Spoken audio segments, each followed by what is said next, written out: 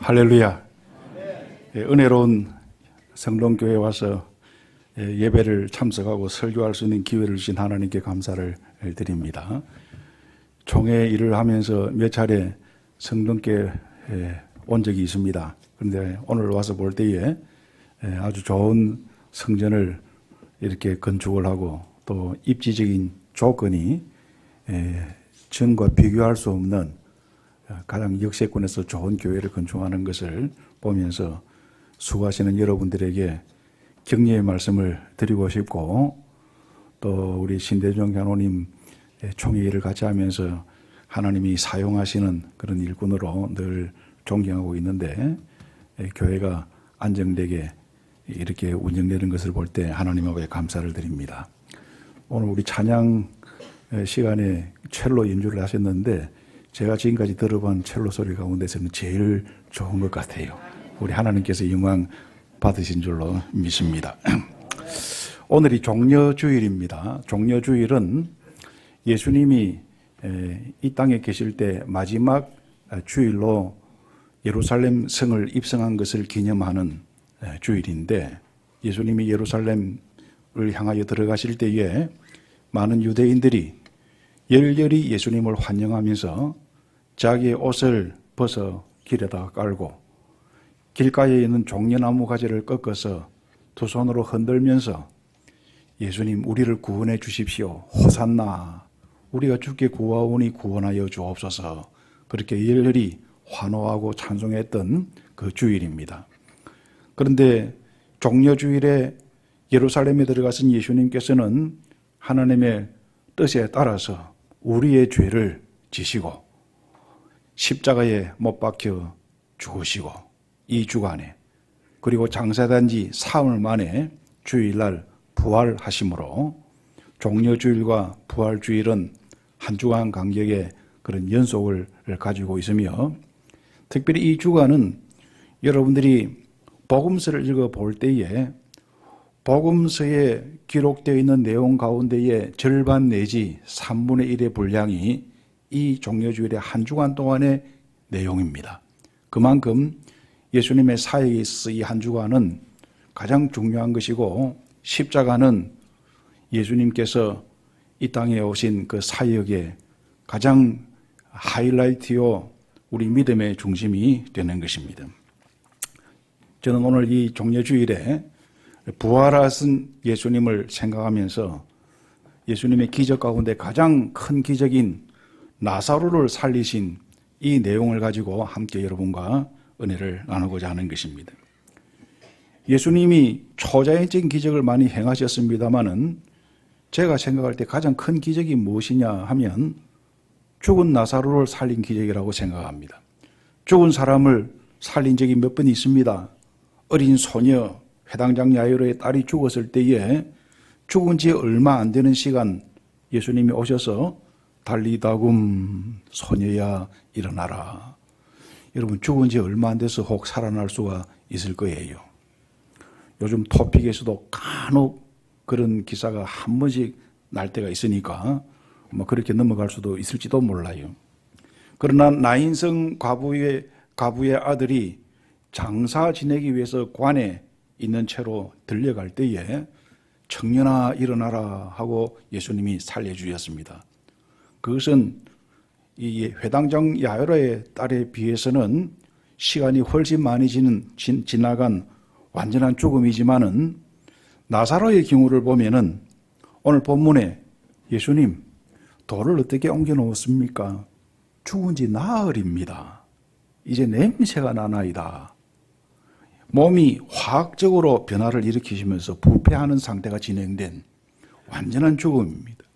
예수님은 나사로야 나오너라 그렇게 살리셨어요.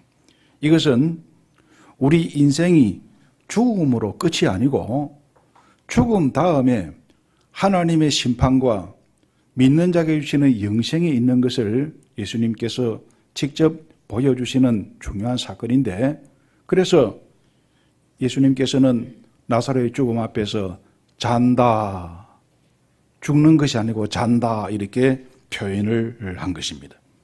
그리고 오늘 이 본문 전체는 믿음이 주제로 나와 있어요. 부활과 믿음이 주제인 것입니다. 오늘 본문의 말씀 가지고 믿음에 대해서 먼저 한번 생각을 하겠습니다.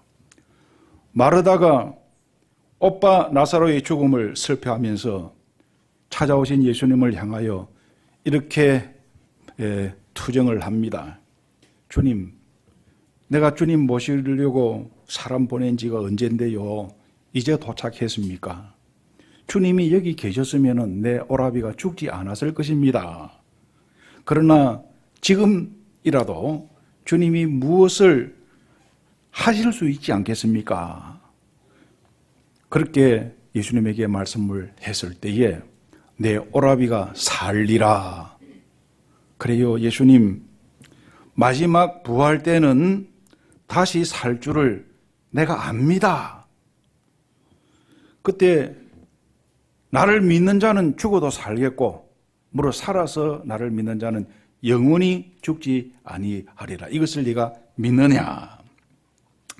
예, 주님은 그리스도십니다. 살아계신 하나님의 아들이심을 내가 믿습니다. 이렇게 믿음의 고백을 했습니다. 마르다의 고백을 들었던 예수님은 무덤으로 갔습니다.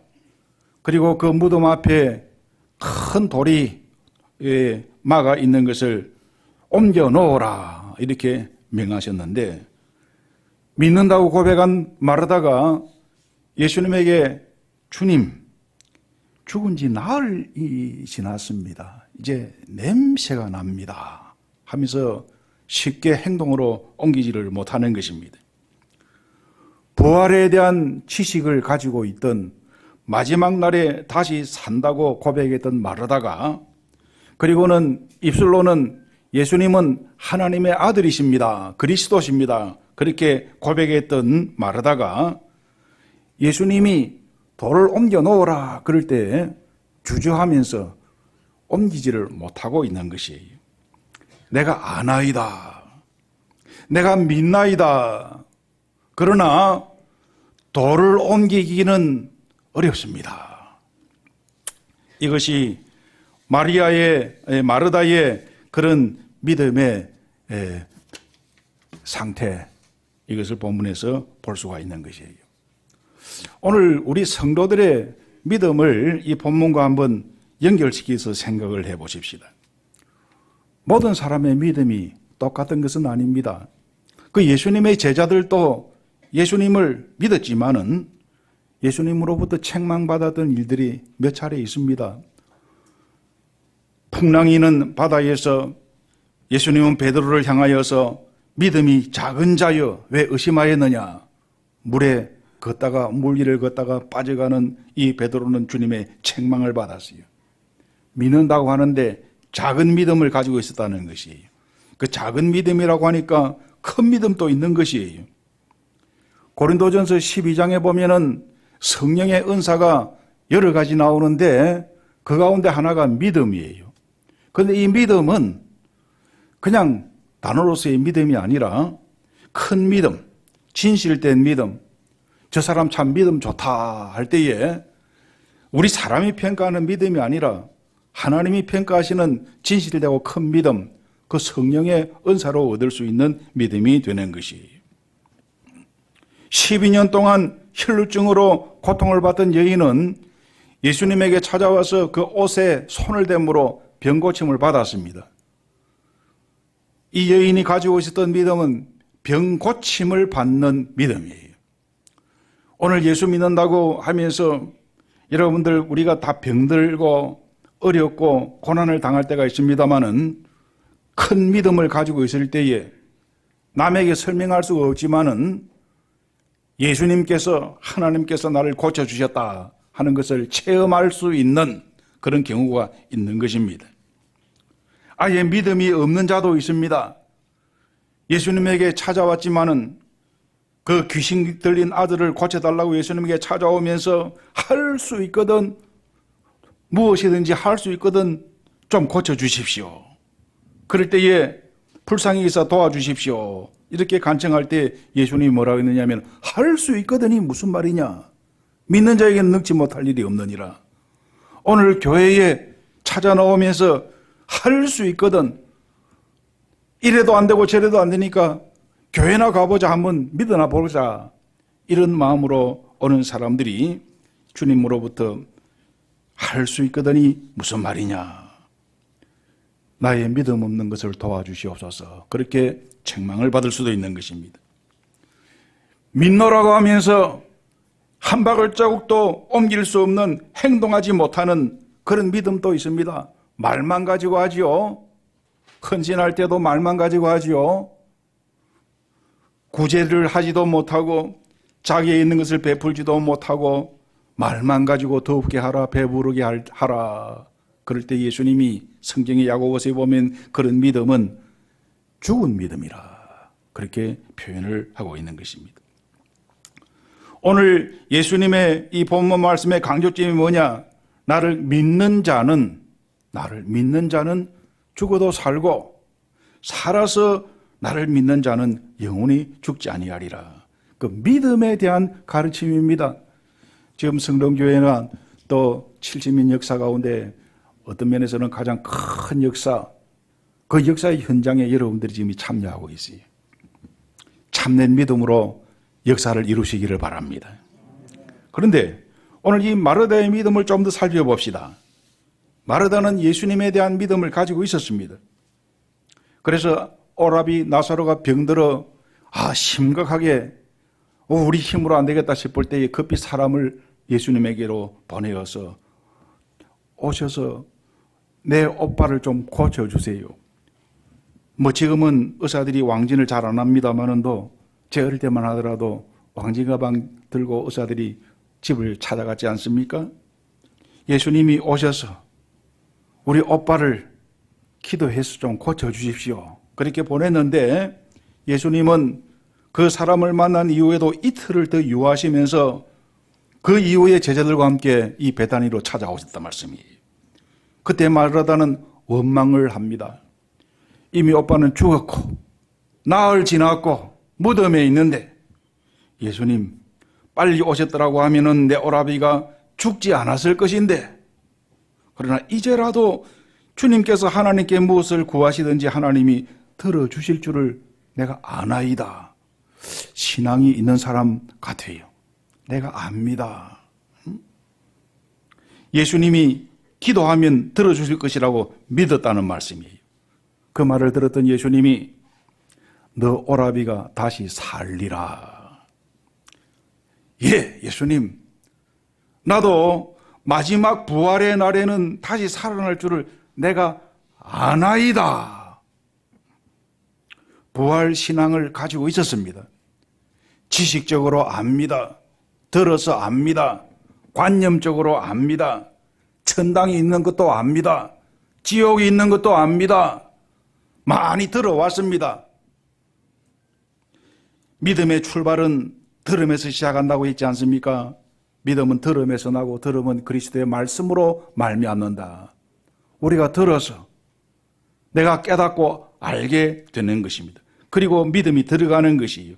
그래서 바울이 자기의 제자 디모데에게도 말을 할 때에 너는 배우고 확신한 일에 거하라. 너가 육에서 듣고 배웠느냐? 응? 신앙에 있어서 신앙 교육, 하나님의 말씀이 참 중요하지 않습니까? 마르다는 부활 신앙을 가지고 있었습니다. 그래서 다시 살리라는 말에 대해서 내가 아나이다.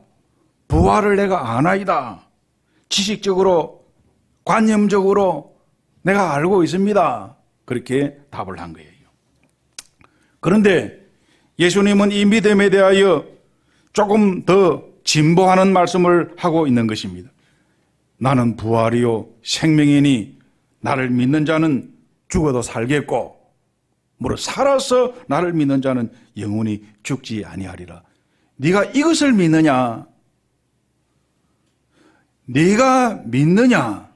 그 믿음을 진단하시면서 아는 것만으로는 부족하다.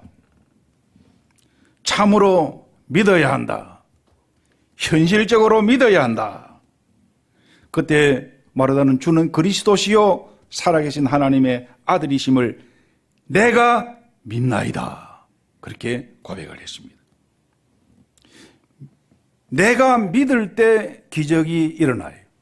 내가 믿을 때 하나님의 은혜를 체험을 하게 돼요.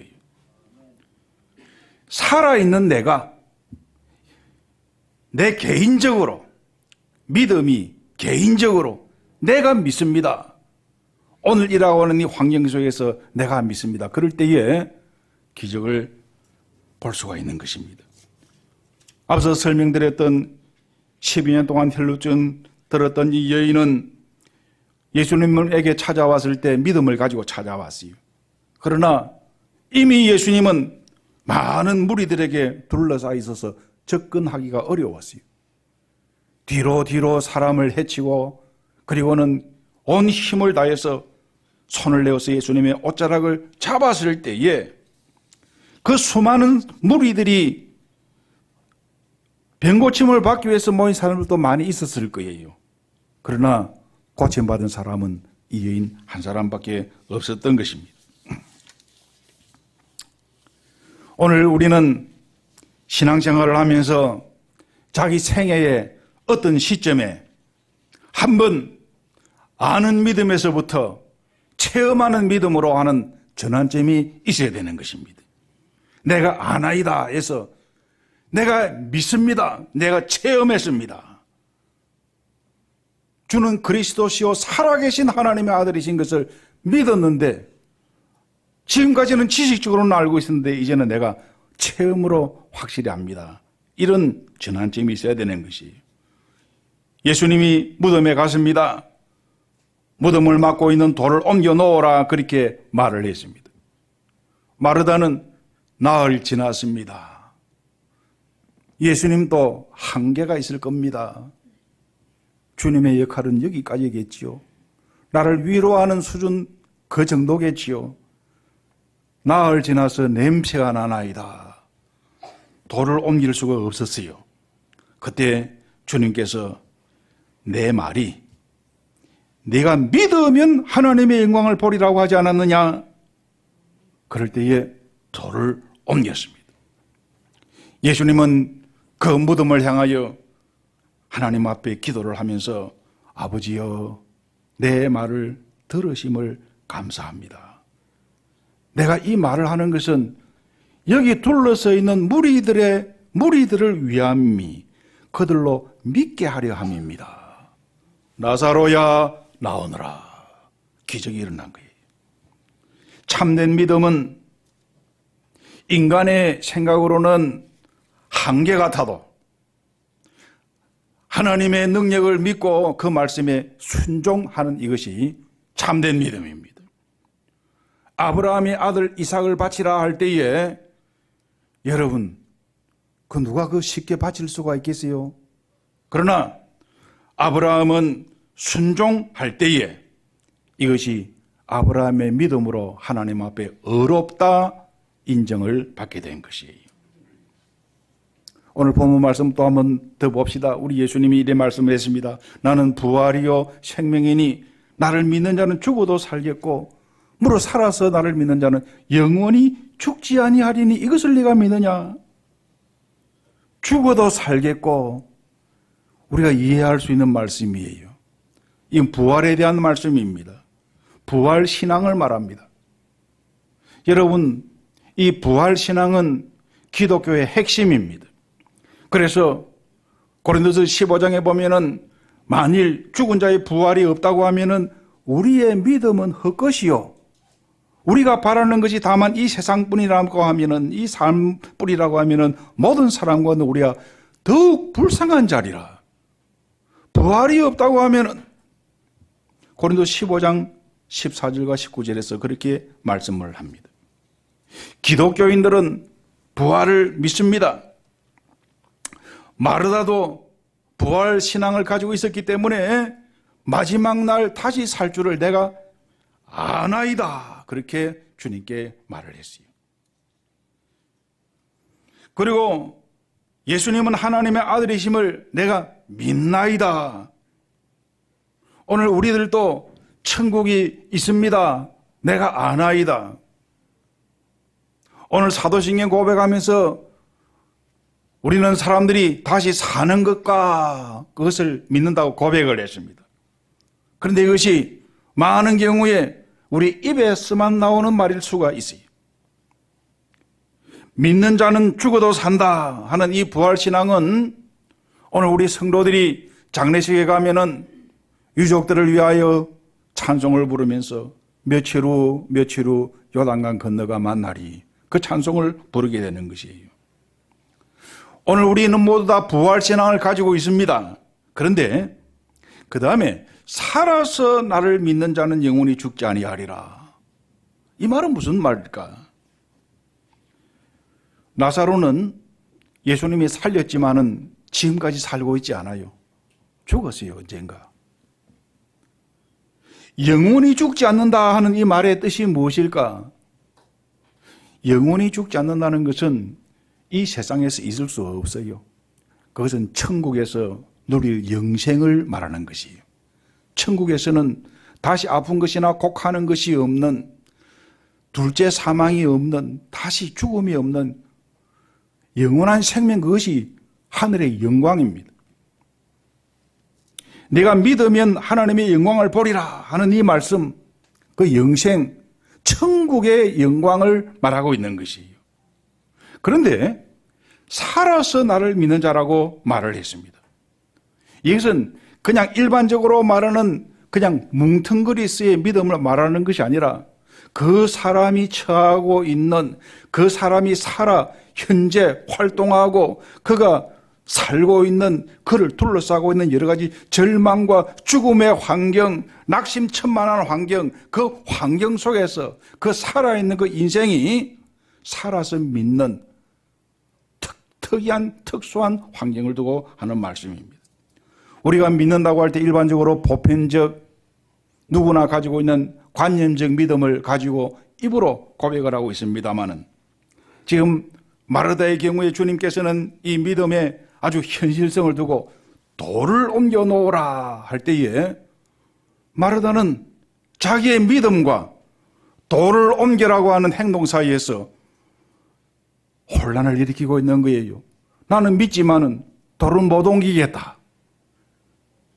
돌 옮기면 얼마나 냄새가 날까? 주님께 그렇게 고백을 한 것입니다. 그것이 현실입니다. 그때 주님께서 살아서 믿는 자로서 네가 이 환경, 이 현실에서 믿으면 영원히 죽지 아니라는 그 말, 하나님의 영광을 볼 것이라. 영원히 죽지 아니한 것은 영생이요, 그것은 천국에서 우리가 받을 상급이요 하늘의 영광인데 주님께서는 그렇게 말씀을 한 것이에요. 오늘 내가 처한 환경이 도무지 신앙생활이 어렵고 하기 어렵고 하나님의 말씀에 순종하기 어려운 그런 환경이라고 할지라도, 좀 전에 말씀드린 아브라함의 경우를 히브리서 11장에는 이렇게 설명을 하고 있습니다.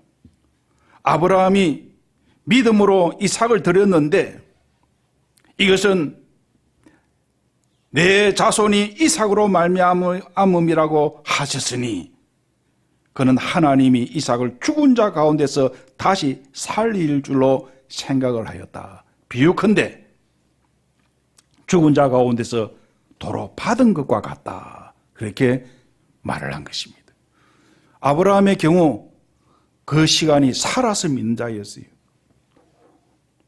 도무지 주의 말씀에, 하나님의 말씀에 순종할 수가 없는, 어떻게 아들을 갖다가 바칠 수 있어요? 그러나 하나님의 말씀에 대한 확신이 하나님 앞에 순종하게 했고, 그것이 하늘의 영광을 보는 그러한 것을 경험을 하게 된 것입니다. 다윗도 살아서 믿는 자입니다. 여러분 시편 18편 나의 힘이 되신 여호와여 내가 주를 사랑하나이다 하는 그 시편에 다윗이 이렇게 고백을 합니다.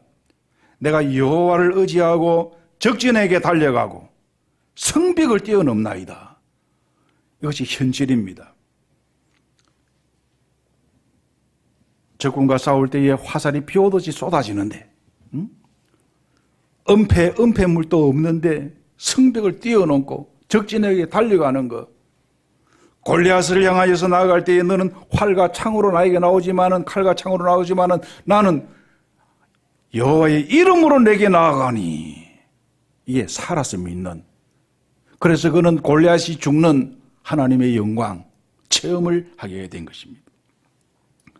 영원히 죽지 않는다고 하는 것은 영생인데 이것은 천국에서 누릴 영광입니다.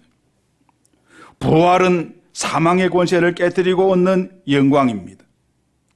영원히 죽지 아니하는 것은 우리 성도들이 요단강을 건너서 주님의 보혈로 하나님 앞에 설 때에 얻을 수 있는 그런 영광인 것입니다. 예수님이 제자들에게 설교하시면서 이런 말씀을 했어요. 여기 섰는 사람 중에 죽기 전에 하나님의 나라가 권능으로 임하는 것을 볼 자가 있느니라. 그 말을 들었던 제자들은 이해가 안 되었습니다마는 그 말씀을 하고 나서 며칠 후에 예수님은 베드로와 야고보와 요한을 데리고 변화산에 올라가서 기도하실 때에 그 광채가 나는 모습으로, 그 옷이 아주 흰 옷으로 하늘의 영광의 모습을 제자들에게 보여주었어요. 그러니 베드로를 위시하여 이 제자들이 하늘의 영광을 본 것이에요. 살아있는 그 순간에 하나님의 영광을 체험을 한 것이에요. 저는 이것이 하나님의 나라가 권능으로 임하는 그러한 순간이라고 생각을 할 수가 있는 것입니다.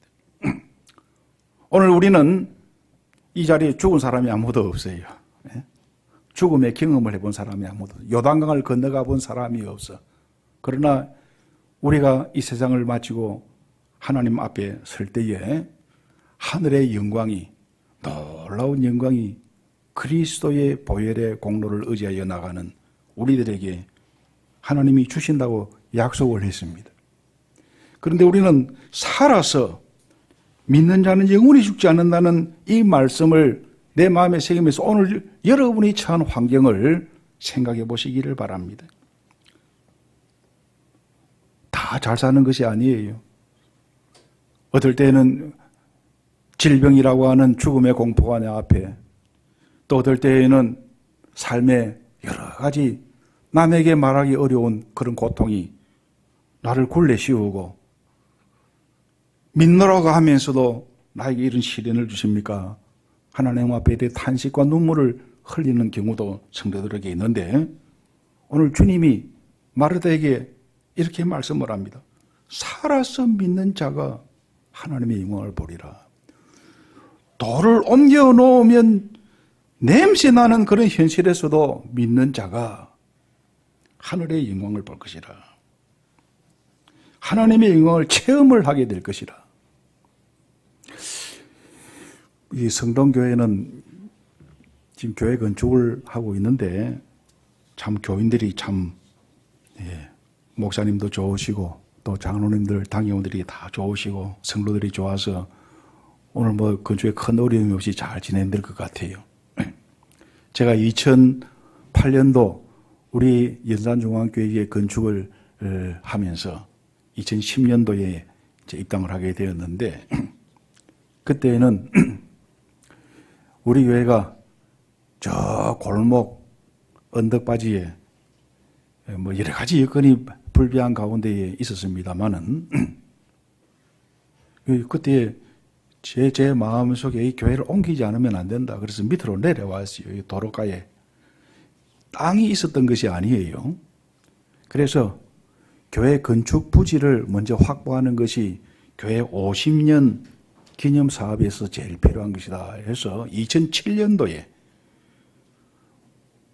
50주년 기념 사업 할 필요 없이 50주년 기념으로 우리가 교회 부지를 확보합시다. 그렇게 해서 한 400평 정도 부지를 샀는데 돈 한 푼도 없었어요. 그리고 공터가 있었던 것이 아닌데 경매로 나왔던 집이 50평짜리 주택이 하나 있었는데 그걸 갖다가 제가 사자고 했어요. 장로님들이 전부 다 고개를 전질전질 흔들면서 아무도 동의를 안 했지만은 우겨서 그 집을 하나 산 것이 발단이 되었습니다. 그래서 2007년도에 달아서 붙어 있는 경계에 있는 집들을 7채 사고, 그 다음에 그것이 달아서 9채를 사게 되고, 그 다음에는 11채를 사게 돼가지고 540평을 만들었어요. 교회에 건축하기 위해서 돈 하나도 이제 준비했던 것이 없었어요. 근데 내 마음속에 자신이 생겼어요. 내 자신이 아니라 하나님께 대한 믿음입니다. 2007년도에 부지를 구입을 하고 난 다음 2008년도에 들어서면서 성전을 지읍시다 하고 내가 표를 걸었어요. 모두가 다 벙벙하게 있는 가운데에